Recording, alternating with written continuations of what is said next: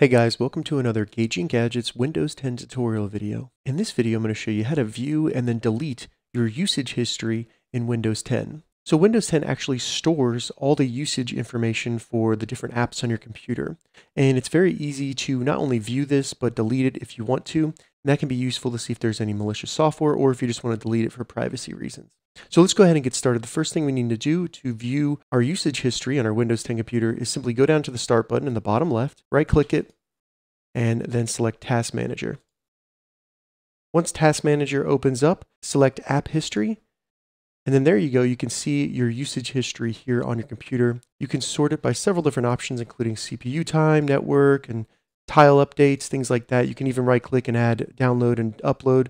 At the top, it does say when this usage history started, so if you want some context of this information, and then you can delete it by just simply selecting Delete Usage History right here. As you can see, it cleared the usage history. All right, so that's how you view and then delete your usage history on your Windows 10 computer. If you have any questions about this, leave a comment below. I'll get back to you as soon as I can.